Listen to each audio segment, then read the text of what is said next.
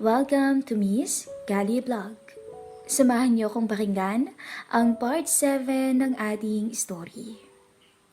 Habang palakad kami ni Stella palabas ng condo unit niya, ay magkahawak ang kamay namin na para bang bagong magkasintahan.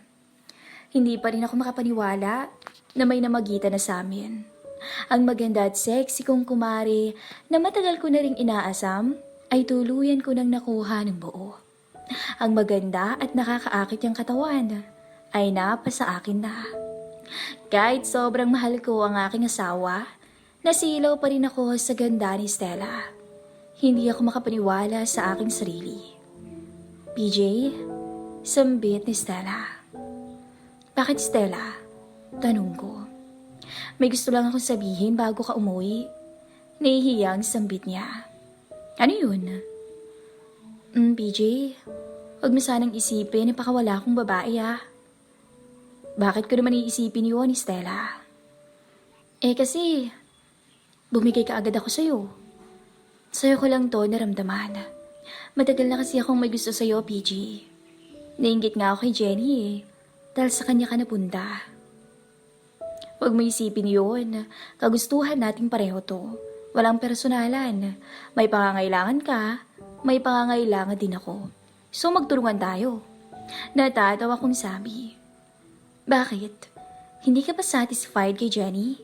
Tanong ni Stella. Satisfied naman. Kaso sabi nga nila, variety is the spice of life. Masarap tumikim ng ibang putahe. Sagot ko. Ganon. Putahe lang pala ako para sa'yo. Nagtatampong baling ni Stella. Hindi naman sa ganoon. Basta iba ka, Stella. Lagi mong napapagising ang pagkauhaw ko. Makita lang kita, para akong nawawala sa sarili ko. Talaga? Tanong niya. Oo, tignan mo. Pauwi na ako pero parang gusto ko pang umulit sa'yo. Ha? Baka mag-alala na si Jenny. Inihiyang sagot niya. Pagkasabi niya noon, kinabi ko si Stella palapit sa akin. Hinalikan ko siya sa labi at gumanti naman siya. Akin ka lang, Stella. Huwag kang papadol sa iba. Kundi, hindi mo na matitikman ulit ang naranasan mo kanina. Oo. Sa'yo lang ako. Ikaw lang ang gagamit sa akin, PJ. Medyo nahihiya niyang sagot. Makaraan ng ilang minuto ay nagdesisyon na akong umuwi na. At baka magduda ang asawa ko. Nagpaalam ako kay Stella at pareho kaming may ngiti sa labi bago naghiwalay. Habang papauwi, nakapag-isip-isip ako. Paano nga ba kung nabuntis ko si Stella? Sana pinigil ko na lang ang sarili ko kanina. Natalo ako ng aking kahinaan at kapusukan. Gago ka talaga, PJ. Hindi ka nag-iingat.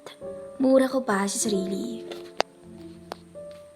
Kahit papaano, nakukonsensya din ako. Mahal ko ang asawa ko. Mahal ko si Jenny. Pero iba si Stella. Iba ang dating niya pagdating sa kama.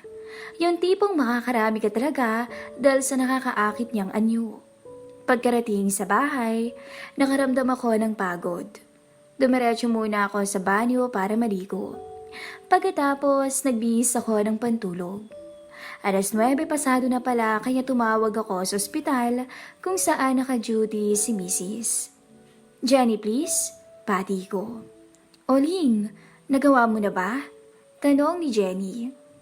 Oo, medyo natagalan nga ako Hindi ko alam kung ano bang problema ng computer ni Stella. Pagsisinungaling ko kay Mrs. Ganun ba? Tingin mo ba dapat na siyang bumili ng bago? Tanong pa ni Jenny. Okay pa naman yung kanya. Hindi ko lang alam kung anong sira noon. Dagdag ko pa. O sige, bukas kasi magsha-shopping kami Kung baka isuggest ko sa kanya magtingin-tingin na rin ng bagong computer. Lalabas kayo bukas? Tanong ko. Oo, hindi ba nasabi sa'yo ni Stella? Susunduin niya ako sa bahay bukas ng hapon. Sagot ng asawa ko. Wala naman siyang nabanggit, Ling. Kailangan ko pa bang samahan kayo? Tanong ko pa. Hindi na, kahit kami na lang, Ling. Sambit ni Jenny. O sige, Ling, tulog muna ako Inaantok na kasi ako Paalam ko. O sige, good night. nagpaalam din ang asawa ko. Pagkababa ng telepono, nahiga ako kaagad sa kama at iniisip pa rin ang nangyari sa aming dalawa ni Stella. Hindi pa rin ako kontento. Gusto ko pag maulit yun. Nakaidlip ako na ang huling larawan sa aking isipan ay ang makinis at sexing katawan ni Stella. Mahimbing ang pagkakatulog ko. Naalimpungatan lang ako dahil sa liwanag. Binuksan ko ang mata ko. Nakabukas ang ilaw ng kwarto. Nabigla ako sa aking nakagisingan. Si Stella at si Jenny ay nasa may paanan ng kama. Nakayuko lang si Stella habang si Jenny naman ay galit na galit ang mukha. "Walang hiya ka?" sigaw ni Jenny. Agad akong natakot at kinabahan. Sa puntong yun ay ang unang sumagi sa isipan ko ay baka nagsumbong si Stella kay Jenny tungkol sa namagitan sa amin.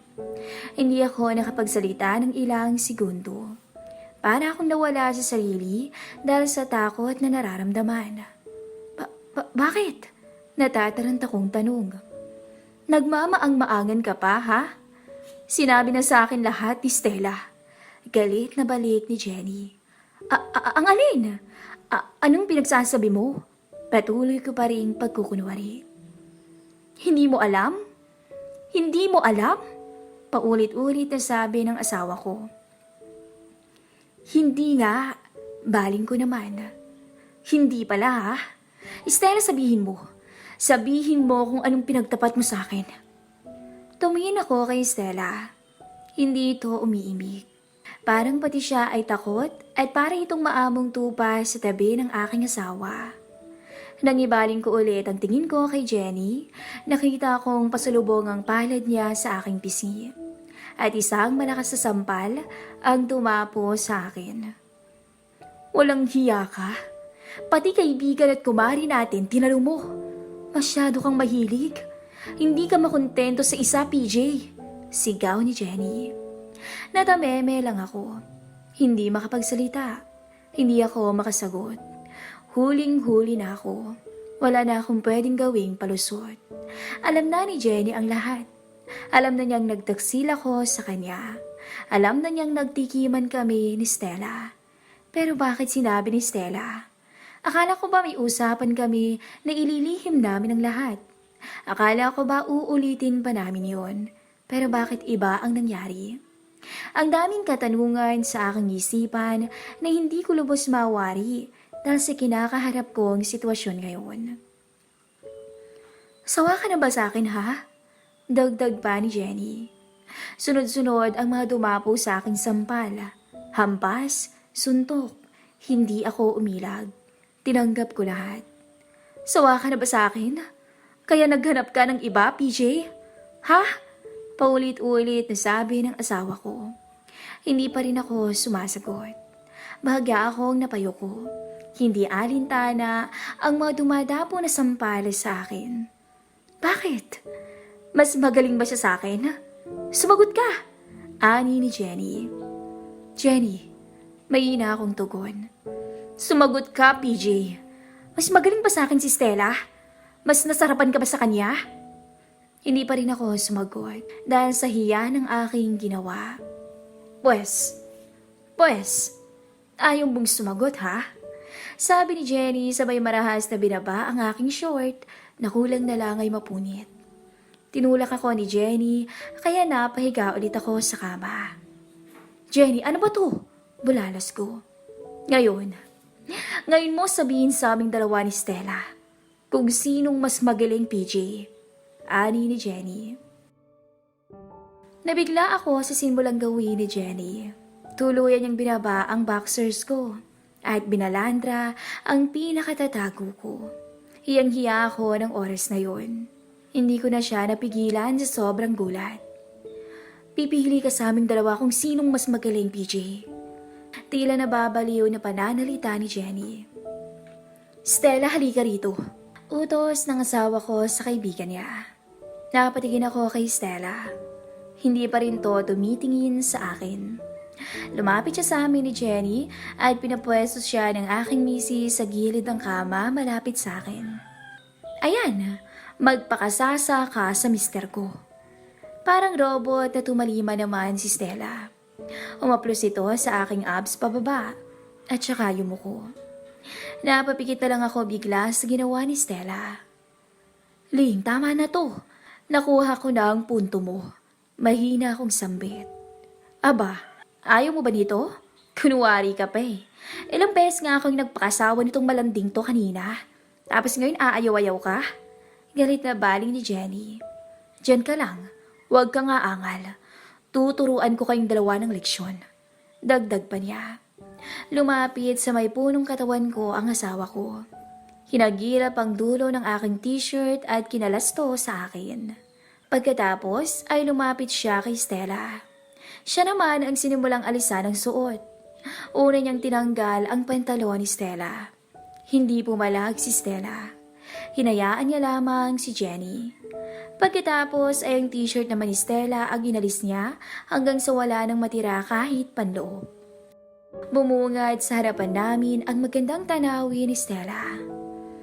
Ah, kaya naman pala eh. Ani ni Jenny. Jenny, anong gagawin mo? Kinakabahan ko ang tanong, pero hindi ako sinagot ni Jenny. Kaya naman pala atat ka dito sa kaibigan ko eh. Panalo naman palang katawan. Sabi ni Jenny sabay pumuesto sa likuran ni Stella. Ako naman ay nasa kama pa rin at nakatihaya si Stella sa gilid naman ng kama katabi ko. Sige Stella, gawin mo ang gusto mo sa asawa ko. Galingan mo ngayon at mukhang walang kagana-gana ang mister ko. Ani ni Jenny. Jenny, tama na to. Nagsisisi na ako. Sambit ko. Huwag ka nang magkunwari, PJ. Tingnan mo ang kaibigan ko. Ang sexy, no? Kaya siguro hindi mo napigilan ang sarili mo. Makinis at malusog ba? Eto ang mga gusto mo, hindi ba? Sabi ni Jenny, sabay haplo sa bewang ni Stella pataas na para bang pilit akong pinapasabik. Hindi ako makapaniwala sa tagpong yun. Hindi ako makapaniwala sa mga kinikilos at sinasabi ni Jenny. Hindi rin ako makapaniwala na hindi man lang tumutol si Stella. Hindi man lang to umiimik. Dahil sa inasal ni Jenny at Stella ay tuluyan na akong tinablan. Tuluyan akong nag-init. Nagulat na lang ako nang biglang sumampa sa akin si Stella. Marahan niya akong hinalikan. Kasabay noon ay muli niyang isinuko ang sarili sa akin sa harapan pa mismo ng aking asawa. Unti-unti nang umuga ang kama. Napapikit na lang ako sa nangyayari. Isang pigil na boses ang narinig ko mula kay Stella at napadingala sa kisame sa tindi ng natamasa. Pagdilat ko ng mga mata ko, nasa tabi ko na si Jenny. Wala na ring suot. Bumulong sa akin si Mrs. Magaling ba siya, PJ? Mas magaling ba siya sa akin? Ulit ng asawa ko sabay halik sa puno ng tenga ko paibaba. Sa puntong yon, hindi ako nakasagot. Hinayaan ko silang dalawang gawin ang gusto nila sa akin.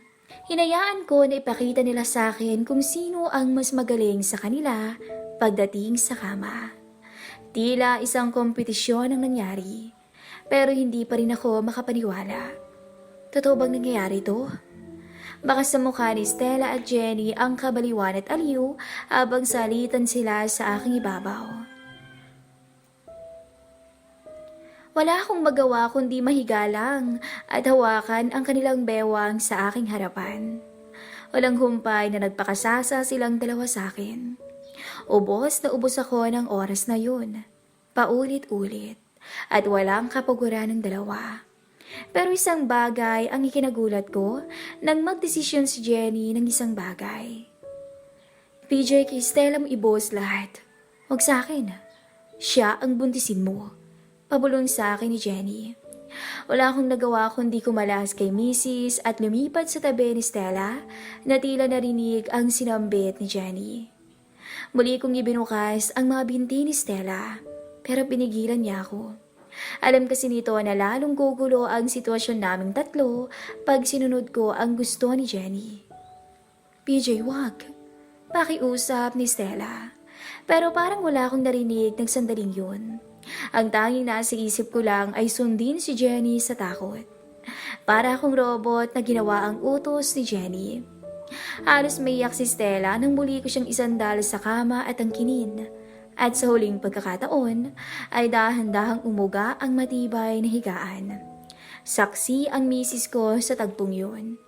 Maya-maya ay napapikit ako ng tuluyan kung marating ang rurok at sukdulan kay Stella. Hingal na hingal ako at pawisan. Pagdilat ko ng mata ko, nagulat ako dahil medyo basa ang short ko. Doon ko napagtanto na panaginip lang pala ang lahat. Nakahinga ako ng malalim. Gabi na nang dumating si Jenny. Marami siyang pinamili. Hay nakuling! Biglang sambit ni Mrs. na ikinabahala ko. Abangan ang susunod na kabanata ng ating story.